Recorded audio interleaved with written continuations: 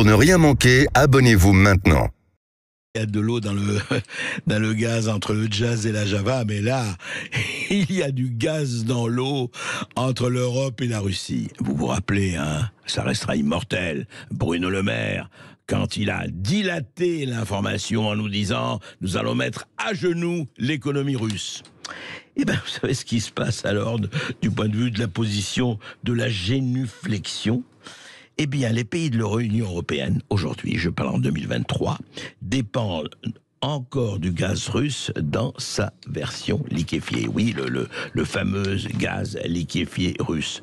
Eh bien, je vais vous dire, les pays de l'Union européenne ont accru cette année leur achat de gaz naturel liquéfié en provenance de Russie. Malgré la guerre en Ukraine, malgré les sanctions et l'embargo, le soi-disant l'embargo contre le régime de Vladimir Poutine, le pays de Vladimir Poutine, eh bien, je vais vous dire, hein, pendant la guerre, évidemment, le business continue plus que jamais. Alors, en milliards d'euros jusqu'au 27 août 2023, qui sont les principaux importateurs d'énergie fossile russe cette année ? Alors, évidemment, en premier, c'est la Chine, entre le charbon, le gaz et le pétrole. Mais ensuite, vous entendez les cris martiaux d'Ursula von der Leyen, vous entendez Josep Borrell, vous entendez Emmanuel Macron, vous entendez les Anglais. Mais oui, ces salauds de Russes, partons en guerre, en tout cas partons dans l'embargo contre eux, nous les aurons, nous leur ferons les poches et nous les obligerons à mendier effectivement leur pardon.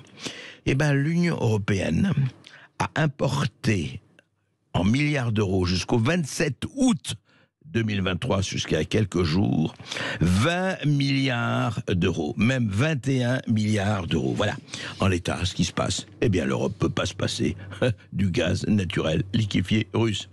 Certes, ils ont réduit de 40% à 15%, mais les 15% sont toujours là. Voilà. Et ben voilà. Donc, impossible de retour à l'heure normale. Pour le moment, les stocks sont remplis, mais c'est très simple. 22 millions de mètres cubes de gaz achetés, de gaz naturel liquéfié achetés par les pays de l'Union européenne entre janvier et juillet 2023.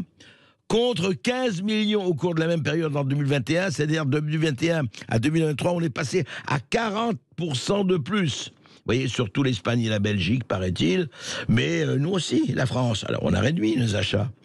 Le volume était de 2 millions de mètres cubes en 21, 4,5 pour le moment en 2023. Certes, mais voilà, c'est toujours là.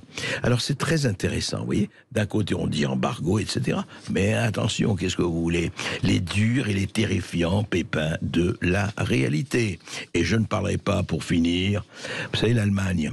Eh bien, la Russie exporte 334% d'engrais moins chers en plus vers l'Allemagne en 2023. Eh oui, c'est devenu très cher. Qu'est-ce que vous voulez ?